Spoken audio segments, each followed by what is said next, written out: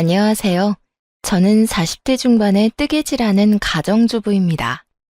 평소 작업을 하며 즐겨 듣는 사연 열차에 제 사연이 소개된다고 하니 벌써부터 떨려오는데요.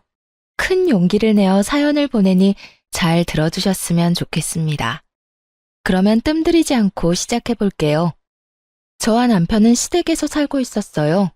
부끄럽지만 저희가 모시고 산다는 것보단 저희가 얹혀 산다는 말이 맞는 상태였어요. 처음부터 저희가 시댁에 얹혀 산 것은 아니었어요. 신혼 때는 저희도 저희만의 보금자리가 있었고, 저 역시 회사 생활을 하고 있었어요. 그런데 남편의 하던 가게가 점점 바빠져 일손이 필요해졌고, 전 남편을 돕기 위해 회사를 그만두고 남편의 가게에서 일을 하게 되었어요. 하지만 그 바쁜 것도 잠시 갑작스럽게 코로나 시국이 시작되었고, 다들 아시다시피 가게들은 하나둘씩 망해가기 시작했죠. 저희도 그 여파를 피해가지 못했고 결국 1년 가까이 적자를 내던 가게를 폐업하게 되었습니다. 생활고는 물론이고 그간 모았던 돈까지 다 까먹은 상태였던 터라 앞날이 막막했고, 그런 저희에게 시어머니가 손을 내밀어 주어 시댁으로 들어가게 된 것이었죠. 두 사람 잘 듣거라. 살다 보면 이런 일도 있고 저런 일도 있는 거야. 그러니까 너무 낙담하지 말고 우리 집에서 지내면서 천천히 다음을 기약해 보자꾸나. 어머니, 감사해요. 제가 더 열심히 살아볼게요. 어머님, 저도 정말 감사해요. 시아버지가 돌아가시고 시어머니 혼자 있던 터라 시어머니는 오히려 저희의 합가를 반겨주는 눈치였고, 그렇게 저의 시댁살이가 시작되었어요. 남편은 그날부터 닥치는 대로 일을 하기 시작했습니다. 배달, 일용직, 택배까지 할 수 있는 일은 그게 뭐든 하루도 쉬지 않고 일을 하며 다시 일어서기 위해 부단히 노력했고, 저 역시 뭐라도 할 수 있는 일을 찾고 있었어요. 모든 것이 희망적이지 않은 상황에도 힘이 되었던 것은 시어머니의 보살핌과 응원을 받았다는 것이었는데, 그마저도 대기업을 다니던 서방님이 결혼하며 바뀌어가기 시작했어요. 동서는 꽤 부유한 집안에서 자란 자영업을 하는 사람이었는데요. 코로나의 직격탄을 맞아 폐업까지 하게 된 저희와는 달리 동서는 친정 도움을 받아 그 위기를 무사히 넘겼다고 하더군요. 동서는 살면서 고생이란 해보지 않은 사람처럼 맑고 눈치라곤 전혀 보지 않는 사람이었는데, 그런 동서의 태도에 어이가 없었던 적이 한두 번이 아니었습니다. 형님, 이번 아버님 제사 때 저 바빠서 준비는 못할 것 같아요.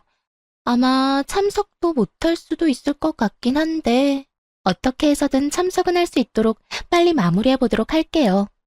형님도 아시잖아요. 아무리 직원들 있어도 사장이 있어야 가게가 제대로 돌아가는 거. 동서가 시집오고 맞이한 시아버지의 첫 제사에 제가 들은 말이었어요. 그것도 온 식구들이 다 듣는 곳에서 저렇듯 통보하듯 저에게 말하더라고요. 예의상이라도 죄송하다는 말 한마디 정도는 할 법도 한데, 동서는 저에게 조금의 미안한 기색도 없어 보이더라고요. 여기까지만 해도 어이가 없는데 더 기가 막힌 건 시어머니의 반응이었어요. 들어보니 일리 있는 말이구나. 둘째는 제사 때 시간 맞춰 참석만 하려무나. 준비는 첫째가 다 하면 되니 그런 걱정은 하지 말고 말이야. 이 말을 듣는 제가 왜 기가 막힌 줄 아세요? 동서가 온갖 일을 저에게 다 떠넘겨서가 아닙니다. 물론 동서의 태도도 어이가 없고 기가 막혔지만, 제가 정말 기가 막혔던 건 시어머니의 달라도 너무 다른 태도 때문이었어요. 다른 건 몰라도 시아버지의 제사만큼은 유난히 정성을 쏟았던 시어머니는 제가 시집을 오고 맞이한 시아버지의 첫 제삿날 이런 말을 했었어요. 요즘 너랑 네 남편이랑 하는 가게 바쁜 거 다 안다. 손님이 많아서 알바생을 더 늘린다는 이야기도 들었고, 그래도 말이다. 시집오고 처음으로 모시는 네 시아버님 제사인데 네가 와서 하나부터 10까지 준비해야 하지 않겠어? 가게 때문에 신경 쓰이면 가게 문을 하루 닫더라도 꼭 네가 와서 다 준비하거라. 저에겐 이렇게까지 말한 시어머니가 동서에겐 저리도 너그러운 말들을 하고 있으니 제가 기가 막히고도 남지 않겠어요? 그리고 그 뒤로 이어진 두 사람의 대화는 저를 깔보고 있는 동서의 마음을 확신하게 해주었어요. 그런데 요즘도 그렇게 바쁘니? 뉴스 보니 자영업하는 사람들 너도 나도 곡소리 난다고 하던데 너는 그렇지 않아? 네, 저는 나름대로 잘 되고 있어요. 제가 열심히 하는 것도 있긴 하지만 어려울 땐 친정에서 도움을 주시기도 해서 큰 어려움 없이 잘 헤쳐나가고 있어요. 형님 친정도 형평만 좀 좋았다면 그렇게 망하는 일은 없었을 텐데. 아, 그러니까 형님네가 가난하다는 말이 아니라 가게 망하고 시댁에 얹혀 사는 게 안타깝고 속상해서 하는 말이니 너무 기분 나빠하지 마세요, 형님. 이 말을 도대체 어떻게 들으면 기분 나쁘지 않게 들을 수 있는 걸까요?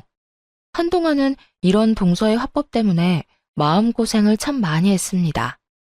매번 사람 기분은 상할 대로 다 상하게 만들어 놓고 마지막엔 꼭 제 생각을 해서 그랬다고 하니까요.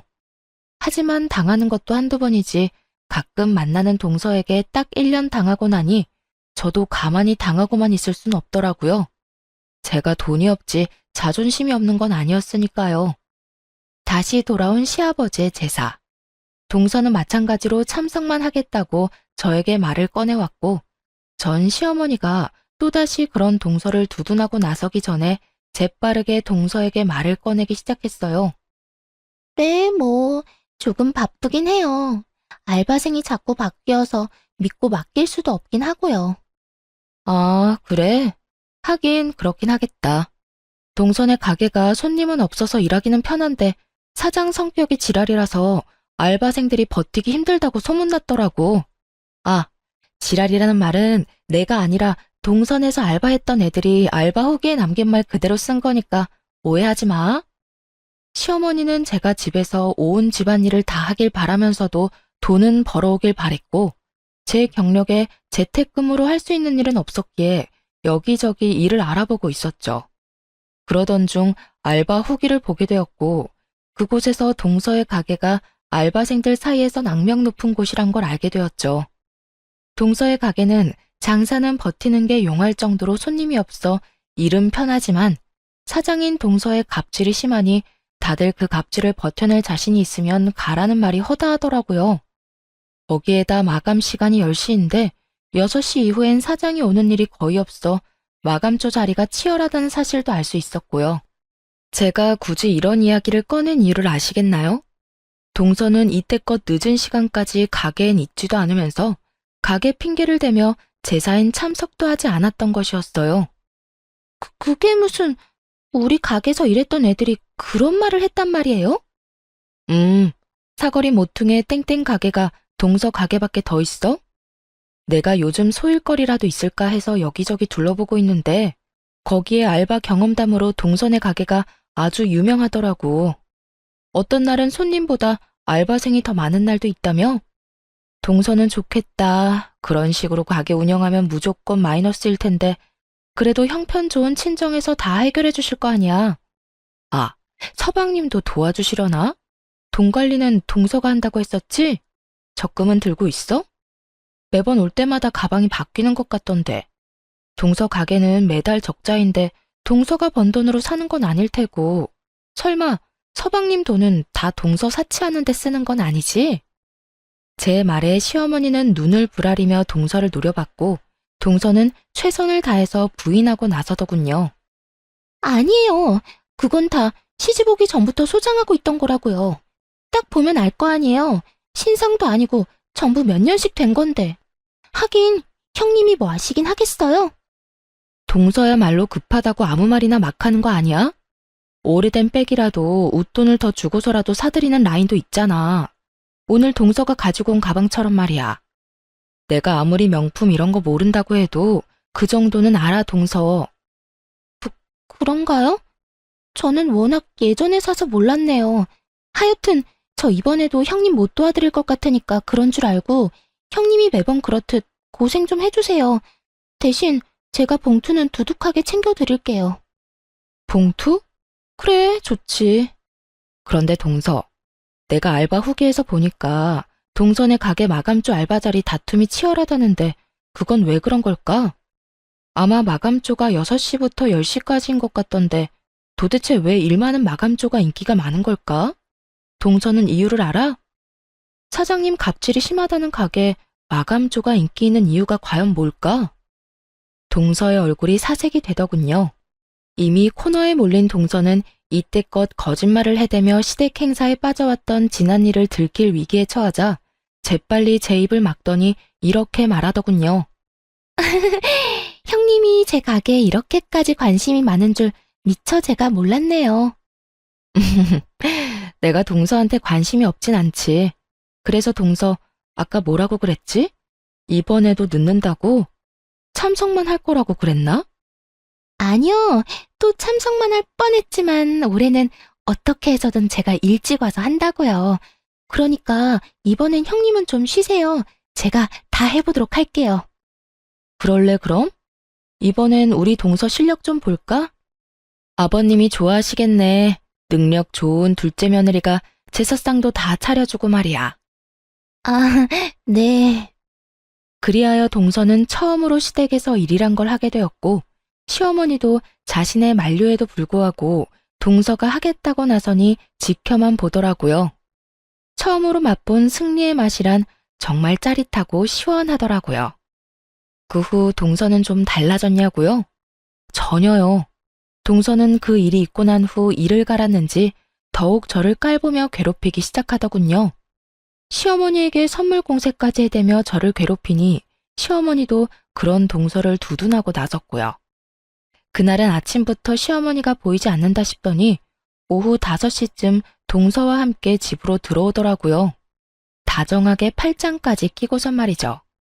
저는 집으로 들어온 두 사람에게 인사를 건넸지만 두 사람은 제 말이 들리지도 않는 것인지 제 인사는 무시한 채 하하호호 두 사람만의 세상에 빠져있더군요. 어머님, 오늘 즐거우셨죠? 그래, 우리 둘째밖에 없구나. 덕분에 오늘 너무 즐거웠어. 전신 마사지에 피부관리, 거기에 맛있는 밥까지. 오늘 완전 귀부인이라도 된 기분이었단다. 고마워, 우리 며느리. 아니에요. 이 정도로 멀려. 어머님 피부는 정기적으로 관리해 주셔야 효과 있으니까 저랑 자주 가요. 아까 제 회원권 끊는 김에 어머님 것도 끊었어요. 어머나, 그게 정말이니? 아까 보니까 회원권도 비싸던데.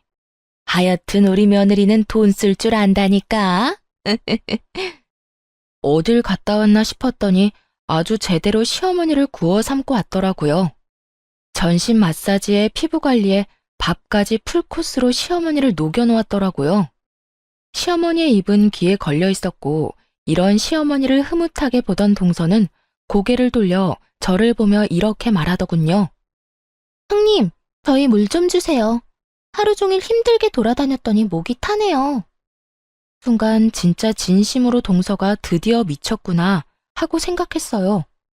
아무리 시어머니의 신음을 한 몸에 얻고 있다고 한들 어떻게 손윗사람한테 물 심부름을 시킬 수가 있는지 제 상식에선 이해가 되지 않았거든요.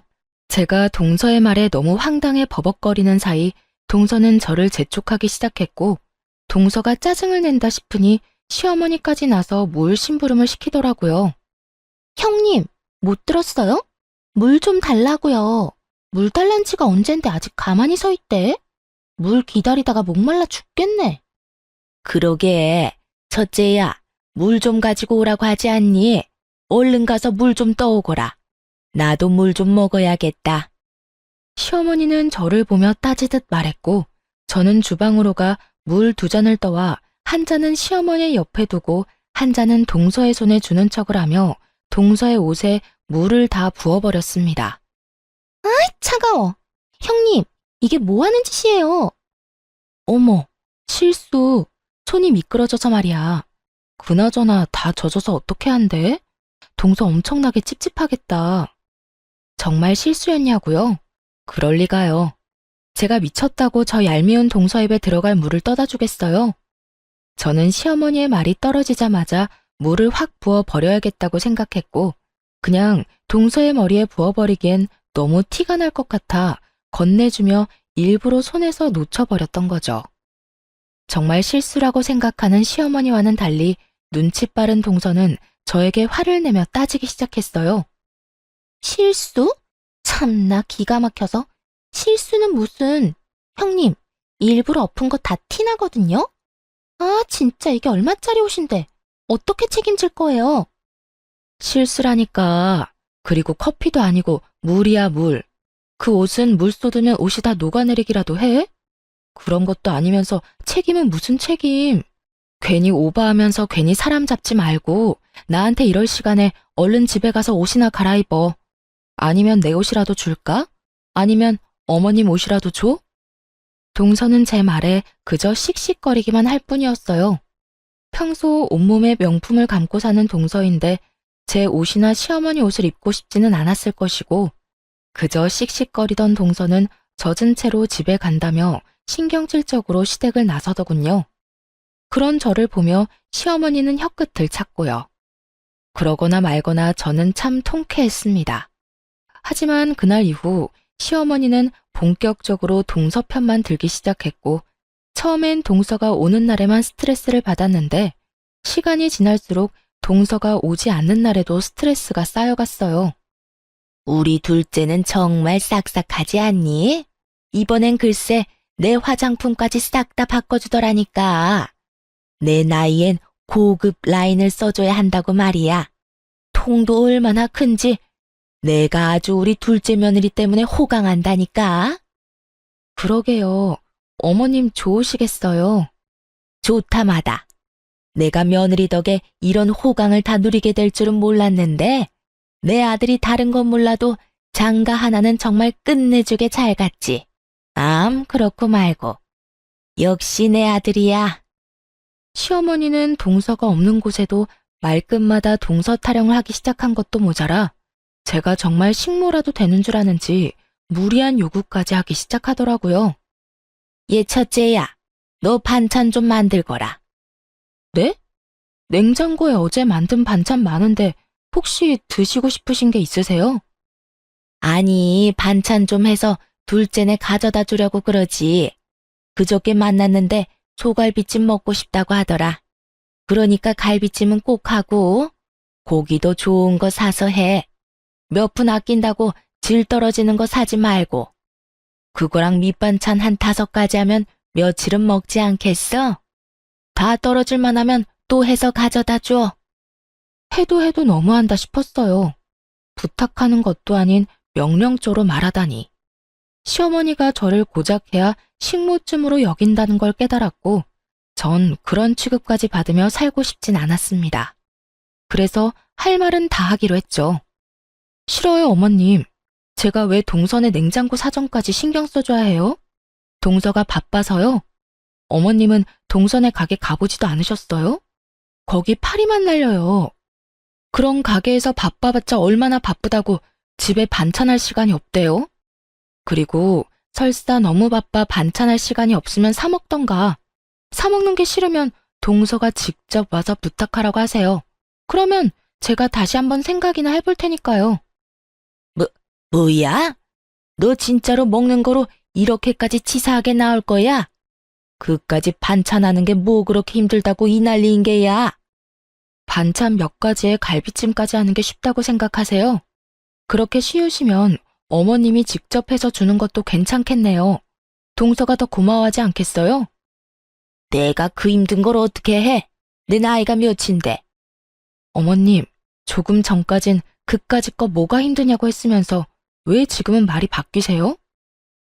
그거야. 너랑 나랑 같니? 넌 젊잖니? 그러니까 1살이라도 더 젊은 동서한테 직접 하라고 하세요. 저보단 동서가 덜 힘들 테니까요. 말을 하면 할수록 궁지에 몰린다 싶었는지 시어머니는 입을 다문 채 그저 저를 쏘아보더라고요. 전 그런 시어머니의 시선을 외면한 채 방으로 들어와 버렸고요. 그렇게 반찬 사건도 그냥 넘어가겠거니 했는데 어느 날부터 집에 반찬만 했다 하면 사라지는 일이 일어나더군요. 처음엔 그저 이상했는데 계속 그런 일이 반복되니 굳이 묻지 않아도 알 수 있었습니다. 시어머니가 저 몰래 갓 만든 반찬을 동선의 집으로 가져다 주고 있다는 사실을요. 화가 나기도 했지만 오죽했으면 노인네가 눈치까지 살펴가며 몰래 젖단지까지 할까 싶어 모른 척 해주고 있는데 눈치 없는 동서가 연락이 왔더군요. 형님, 이번 반찬은 왜 그렇게 한 거예요? 너무 짜서 먹지도 못했어요. 다음부턴 간 좀 제대로 맞춰주세요. 저흰 싱겁게 먹는 거 뻔히 알면서 이걸 먹으라고 보낸 게 맞아요? 하여튼 이번 반찬은 손도 못 대고 다 버렸으니까 그런 줄 알고 다시 만들어서 보내주세요. 동서, 그 반찬들 동서 먹으라고 만든 거 아니야. 우리가 먹으려고 만든 건데 어머님이 나 몰래 동서한테 가져다 주고 있었던 거라고. 그렇게까지 하는 어머님이 안쓰러워서 모른 척하고 있었더니 뭐가 어쩌고 저째? 그렇게 미각이 예민하면 직접 해먹어. 아니면 돈 주고 반찬 가게에서 사 먹거나. 어디서 버릇없이 다시 해내라 말아야. 다신 내 반찬 가지고 갈 생각도 하지 마. 알겠어? 전화를 끊고 나서도 화가 가라앉지 않더라고요. 건방을 떠는 것도 한두 번이지. 정성스레 만든 제 반찬을 버렸다고 하는 것도 모자라 다시 해오라고 하는 동서의 말이 계속 귓가에 맴돌아 정말 몸이 다 떨려왔어요. 그런 제 모습에 남편이 무슨 일이냐고 물어오더라고요. 당시에 남편은 밤낮 없이 일하느라 집에선 쓰러지듯 잠만 자고 다시 가는 생활을 반복 중이었는데 그런 남편이 신경 쓰게 하고 싶지 않아 아무 말도 하지 않은 상태였죠. 날은 오랜만에 남편이 하루 쉬는 날이었고 하필 옆에서 통화 내용을 다 들어버린 것이었어요. 하는 수 없이 저는 그간의 일을 털어놓게 되었고 남편은 잔뜩 굳은 얼굴로 이렇게 말하더군요. 일단 알겠어. 그동안 맘고생 심했겠네. 얼마나 속상했을 거야. 이젠 내가 다 알았으니 내가 해결할게. 그러니까 조금만 더 참고 기다려줘. 난 괜찮으니까 너무 무리하지 마. 알겠지? 무리는 무슨. 내 걱정하지 말고 당신은 당신 마음이나 신경 써. 진작 나한테 말하지. 혼자 그걸 어떻게 참고 견뎠어? 하여튼 내가 빨리 집 알아볼게. 상황이 그렇게 되니 이때껏 혼자 소거리한 것이 조금 후회스럽더라고요. 진작 남편에게 털어놓고 상의했더라면 속이라도 편했을 텐데 싶어서요. 남편은 제게 말한 것처럼 바쁜 와중에도 부동산을 다니며 우리가 살 집을 알아보는 듯했고 전 그런 남편을 믿고 될 수 있으면 시어머니와 부딪히지 않고 지내고 있었어요. 그러던 어느 날 한동안 시댁에 잘 오지 않던 동서가 집으로 오더라고요. 동서는 집에 오자마자 저에게 건방진 묵례만 하고선 시어머니를 데리고 방으로 들어가 버리더군요. 그런 동서를 보며 또 무슨 일로 저러나 싶었는데 그 이유가 며칠 뒤에 밝혀졌습니다. 동서가 다녀가고 며칠 뒤 시어머니는 일을 끝내고 온 남편과 저를 불러 앉히고선 이야기를 꺼내기 시작했어요. 두 사람한테 미안한데 이제 이 집에서 나가서 살았으면 좋겠구나. 갑작스러워도 너무 갑작스러운 시어머니의 통보에 남편과 저는 당황스러웠어요. 물론 저희도 분가를 위해 집을 알아보고 있긴 했었지만 이런 식으로 갑자기 분가를 하게 될 거라고는 생각하지 못했던 터라 더욱 그랬죠. 남편은 최대한 진정시킨 목소리로 시어머니에게 물었어요. 네, 일단 그렇게 할게요. 그런데 왜 이렇게 갑자기 그런 말씀을 하시는 거예요? 혹시 무슨 일 있었어요? 그게 나 이제 둘째네 들어가서 살려고 그래. 둘째가 나 모신다고 이 집 처분하고 들어오라고 하더라. 동서가요? 동서가 어머님을 모신다고 했다고요? 그래. 둘째가 이제 자기 집에 들어와서 살라고 하더구나. 넓고 좋은 집에서 호강시켜준다고 하더구나. 내가 이 집에서 너희랑 산다고 해서 나한테 남는 게 있는 것도 없고 둘째가 그렇게 말할 때 이 집 처분하고 들어가려고 해. 동서와 둘이 무슨 이야기를 나누었나 했더니 이거였더라고요. 시어머니는 이미 부동산에 집까지 내놨다고 했고 전 이 모든 상황이 의심스러웠어요. 제가 아는 동서는 저를 골탕 먹이기 위해 시어머니에게 잘하는 것뿐 시어머니를 모시고 싶어 할 위인이 아니었거든요. 제사 모시는 것, 명절 지내는 것, 하물며 시어머니 생신도 챙기기 싫어 이런 핑계 저런 핑계를 대가며 겨우 얼굴만 비치고 선물 공세만 펼치던 동서가 시어머니 호강을 위해 시어머니를 모신다? 그건 정말 말도 안 되는 것이었죠. 하지만 이런 제 생각과는 달리 시어머니는 동서의 말을 찰떡같이 믿는 듯했고 저와 남편에게 언제까지 나갈 거냐고 묻더라고요. 그래서 하는 말인데 하루라도 빨리 집에서 나가줬으면 좋겠구나. 너희 나가고 나면 나도 짐 정리 다 해서 바로 둘째 내로 들어갈 거니? 대략 언제쯤이면 나갈 수 있겠니? 내일 부동산 가보고 적당한 집 있으면 바로 이사할 테니 걱정하지 말고 짐 정리 시작하세요. 그런데 어머니, 혹시 집 처분한 돈은 어떻게 하실 건가요? 혹시 재수 씨 주는 건 아니죠? 남편의 말을 듣는데 설마 싶더라고요. 그러면서도 드는 생각이 어쩌면 그럴 수도 있겠다 싶더군요. 그날 동서와 시어머니는 방에서 꽤 긴 시간 동안 이야기를 나누었고 중간중간 시어머니의 놀란 소리나 탄성 소리 등이 들려왔었거든요. 하나둘 퍼즐이 맞춰가는 순간 시어머니는 말까지 더듬으며 일단 부인을 하고 나서더군요. 뭐라고? 내가 그 돈을 왜 둘째를 줘? 내가 따로 가지고 있을 거니 내 돈 걱정은 하지 말고 너희나 걱정해. 혹시 나한테 돈 내놓으라고 하려고 그러니? 혹시나 하는 말인데 그 돈 내 노후 자금이다. 절대 못 내주니 너희 살 길은 너희가 알아서 찾거라. 그럴 생각도 없어요. 저희도 저희가 살 집 구할 능력 정도는 충분히 되는데 왜 어머니 돈을 욕심내겠어요? 그저 걱정되어서 그랬어요. 걱정? 무슨 걱정? 혹시나 그 돈 재수 씨한테 투자했다가 잘못되기라도 하면 가족도 잃고 돈도 잃을 수 있으니 조심하시라고 말해주려고 했죠. 설사 그런 일이 있더라도 내 돈이니 너는 상관하지 말거라. 자꾸 돈 이야기 꺼내면 내 입장에선 네가 내 돈 노린다고 생각할 수밖에 없어. 그러니까 그만해. 그런 거 아니라고 방금도 말했잖아요.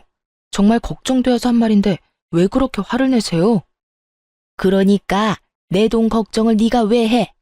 집도 절도 없어서 내 집에서 이때껏 얹혀 산 주제에. 하여튼 너랑 이래서 이야기도 하고 싶지 않은 거야.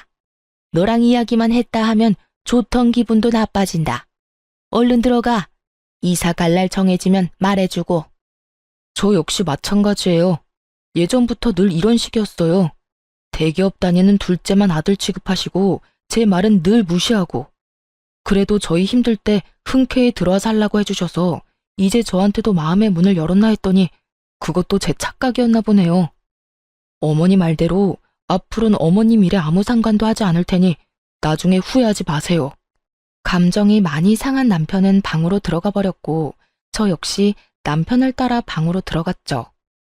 방에서 저희가 대화를 나눠본 결과 시어머니는 동서에게 돈을 주는 것이 거의 확실해 보였죠. 하지만 저희가 말을 더 꺼내봤자 재산 노리고 그런다며 괜한 오해나 받을 것 같았고 우리 나름대로 충분히 위험성을 설명했으니 나머지는 시어머니가 알아서 판단할 거라 생각하기로 했습니다. 그 후 저흰 적당한 집을 구해 서둘러 이사를 나왔고 저희가 나오자마자 시어머니 역시 집을 처분해 동선에 들어가게 되었습니다. 그렇게 다시 시작하게 된 둘만의 생활이 참 좋더라고요. 비록 전셋집이지만 내 집 꾸미는 재미도 있고 살림 사는 것도 훨씬 수월했어요. 무엇보다 좋았던 건 저도 제 일을 알아볼 수 있다는 것이었어요. 이제 그저 집에서 시어머니의 뒷바라지만 할 일도 없고 대출을 내고 전세로 얻은 집이라 남편의 짐을 덜어주기 위해 저도 일을 구해보기로 한 것이었죠. 하지만 제 의지와는 달리 현실은 냉정했어요. 오랜 경력 단절에 언제 임산부가 되어버릴지 모르는 기혼자의 취업은 생각보다 더 쉽지 않았고 운이 좋게 면접까지 가게 되더라도 떨어지기 일쑤였어요. 그러는 와중 시어머니에게서 연락이 와 동선회로 좀 오라고 했고 마침 남편도 쉬던 터라 함께 동선회로 가게 되었습니다. 어머님, 저희 왔어요. 동서, 우리 왔어. 응, 왔니? 형님 왔어요? 편한 데 앉으세요. 동서와 시어머니는 소파에 편히 앉아 있더라고요. 저희가 왔는데도 불구하고 시어머니는 물론이고 동서까지 엉덩이 한 번을 떼지 않더라고요.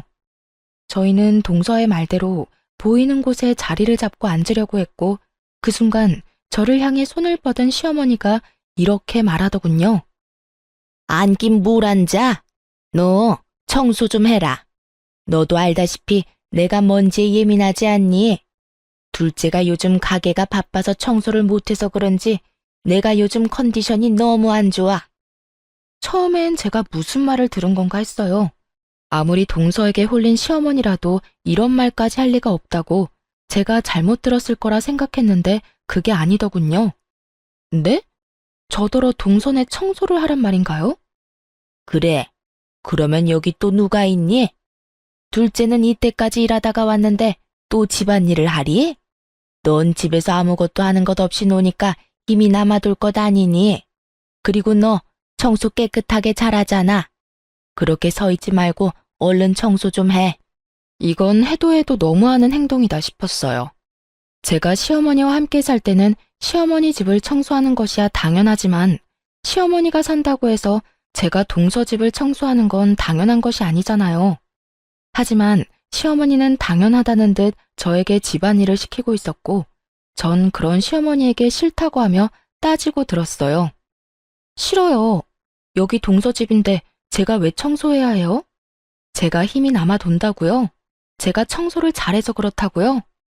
어머님, 제가 설사 힘이 남아 돌고 청소를 엄청나게 잘한다고 해도 동서 집은 절대로 청소할 맘 없으니까 정 집이 더러워서 힘들면 돈 주고 청소업체 부르세요. 동서, 돈도 많은데 청소업체 좀 불러드려. 괜히 이딴 일로 사람 오라가라 하지 말고. 동서도 참 생각이 없다. 어머님이 이런 말도 안 되는 생각으로 날 부르는 거 알았으면 동서라도 말렸어야지 뭐 했어? 아님, 동서가 부추겼어? 형님은 오라고 하면 올 테니까 오거든 청소나 시키세요. 하고 동서가 부추겼냐고. 저는 한 번에 두 사람에게 질책을 쏟아냈고 동서는 전곡을 찔려 얼굴만 붉힌 채 아무 말도 하지 못하고 있었고 시어머니가 나서 저에게 화를 내더군요. 너 무슨 말을 그따위로 하는 거야? 왜 꾸준 둘째를 잡아? 내가 불렀고 나 혼자 청소시킨 거니 둘째한테 뭐라고 하지 마라. 그리고 시부모 있는 집이 시댁인 거지 어딘 내 앞에서 훈육질이야? 넌 그냥 내가 하라고 하면 되는 거야. 그러니까 잔말 말고 청소나 해. 어디 능력도 없어 제대로 된 일자리 하나 없는 게 누구 보고 생각이 있다 없다를 논해? 자기 분수를 알아야지. 참 할 말이 없더군요. 아니, 정확히는 떠오르는 말이 욕뿐이라 마땅한 말을 고를 수가 없는 상태였어요. 그렇게 열심히 할 수 있는 말을 골라내는 사이 남편이 화가 단단히 났는지 시어머니에게 화를 내며 따지고 들더군요. 어머니, 이 사람한테 그딴 식으로 말하지 마세요. 이 사람 저만 안 만났으면 멀쩡히 회사 생활 잘하면서 남들처럼 떵떵거리면서 살았을 거라고요.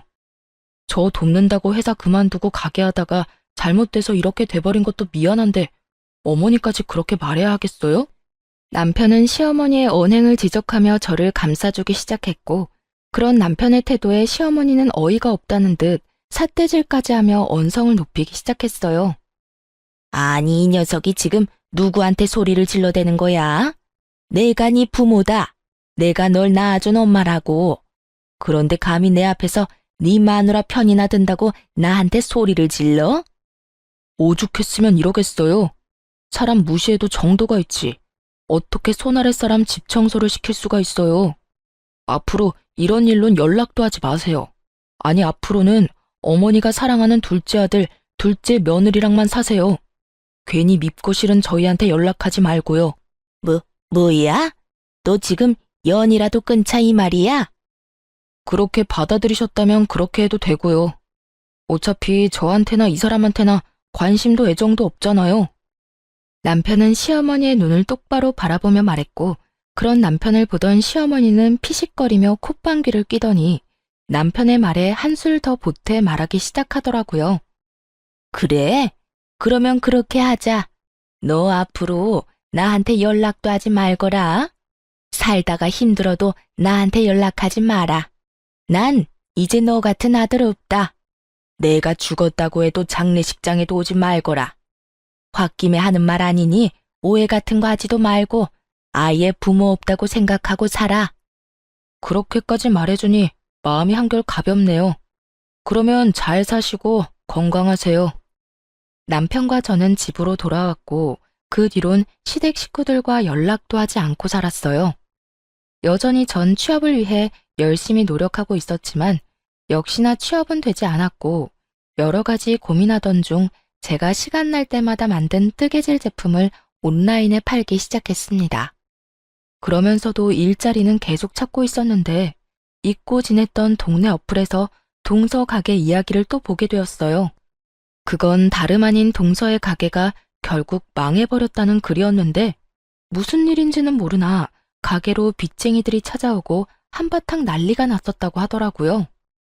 여보, 동서 가게 망했나 봐. 나 요즘 일자리 찾아본다고 어플 찾아보는데 거기에 알바 후기가 있거든? 거기에 동서 가게에서 일하던 직원이 후기 썼는데 거기 망해서 빚쟁이들까지 찾아왔다나 봐. 이게 다 무슨 일이야? 그러게. 빚쟁이까지 왔다는 거 보면 상황이 심각하다는 건데 어쩌다 그렇게까지 된 거지? 그러니까 어머님 돈도 동서 다 줬을 텐데 그 돈도 다 날린 거 아니야? 동선에는 그렇다 쳐도 어머님은 어떻게 해? 그런 걱정을 왜 해? 알아서 하겠지. 당신 혹시나 어머니한테 연락이 와도 연락 딱 끊어? 괜히 약한 모습 보이지 말란 말이야. 전 알겠다고 했고 남편의 예상대로 시어머니에게서 연락이 오더라고요. 1년 만에 연락이 와서 당당하게 꺼낸 시어머니의 말은 정말 가관이었습니다. 부모 영 끊고 잘 살고 있니? 어머님, 모르는 사람이 들으면 저희가 일방적으로 영 끊어낸 줄 알겠어요. 장례식장에도 오지 말라고 하면서 딱 잘라낸 건 어머님이잖아요. 그땐 하늘이 두 쪽이 나도 연락 한 통 없을 것처럼 모지게 굴더니 웬일이세요? 다름이 아니라 내가 돈이 좀 필요해서 연락했다. 집 처분한 돈은 다 어쩌고 돈이 급하신데요? 그 돈이 자유로웠으면 내가 너한테 이런 연락을 했겠니? 그 돈은 다 투자를 해서 뺄 수도 없는 상황이야. 그러니까 너희 이때까지 모은 돈 나한테 좀 빌려주고 내가 투자금 회수하는 대로 이자까지 쳐서 돌려줄 테니 지금 바로 입금할 수 있겠니? 제가 시어머니에게 빚진 것도 아닌데 마치 빌려준 돈 받아가는 사람처럼 당당하더라고요. 그런 시어머니에게 잠시나마 안쓰러운 감정을 느꼈던 제가 얼마나 한심했나 모릅니다. 전 더는 시어머니가 저를 이딴 식으로 대할 수 없게 좀 더 단호하게 말하기로 했어요. 저희 그런 돈 없어요. 뭐야? 너흰 도대체 뭐 하고 살길래 그까짓 돈 몇 천만 원이 없는 게야?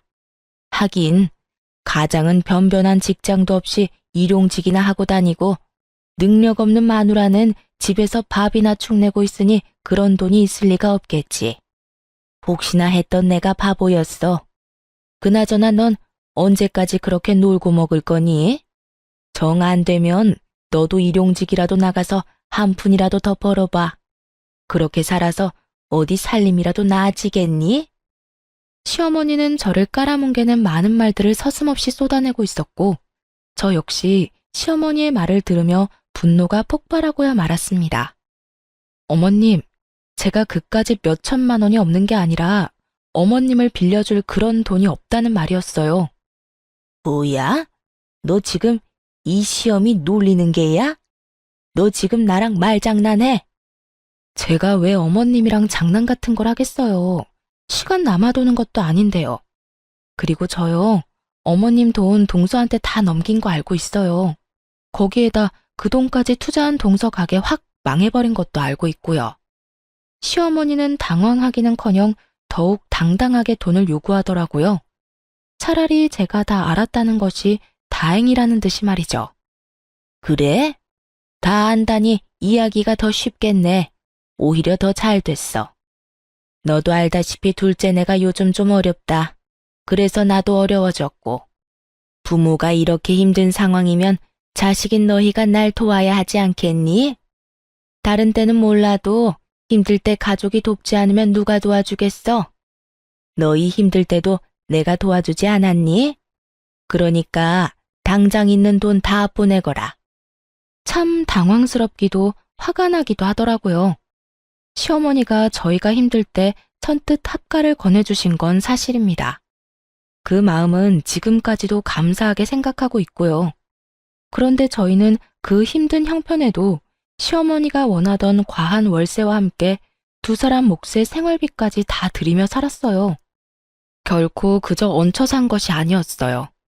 거기에다 집안 살림부터 시작해서 시어머니의 식모 노릇을 하며 살았으니 저흰 할 만큼 했다는 생각을 합니다. 이런 사실을 시어머니는 까맣게 잊은 듯 하길래 전 시어머니에게 저희가 그저 얹혀 산 것이 아니란 걸 말해주었어요.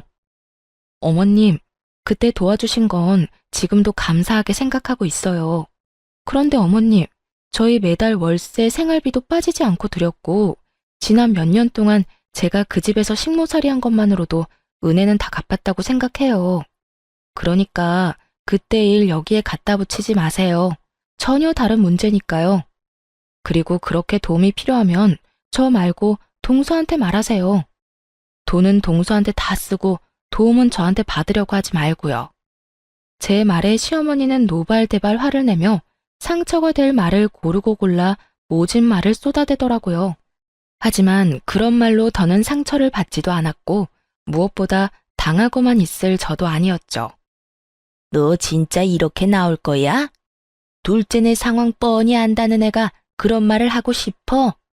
둘째가 나를 도울 상황이 됐으면 내가 너한테 이딴 전화나 하고 있겠어?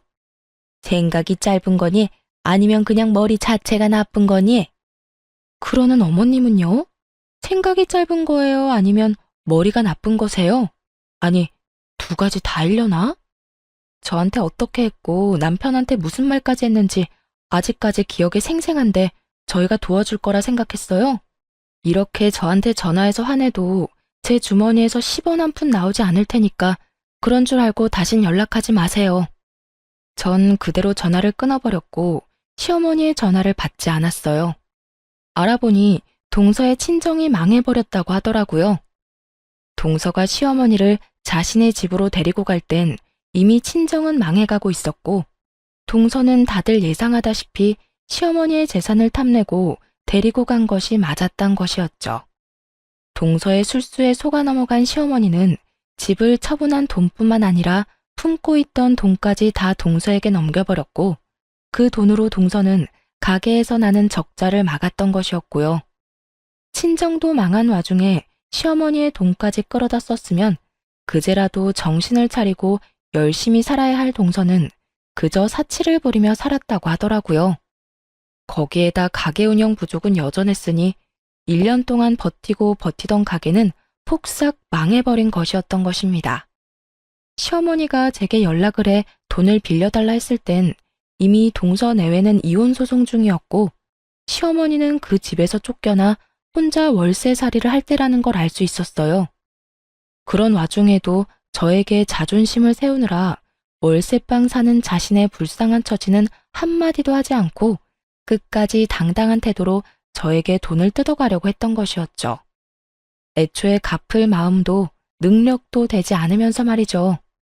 저는 이런 모든 사실을 남편에게 알려주었어요.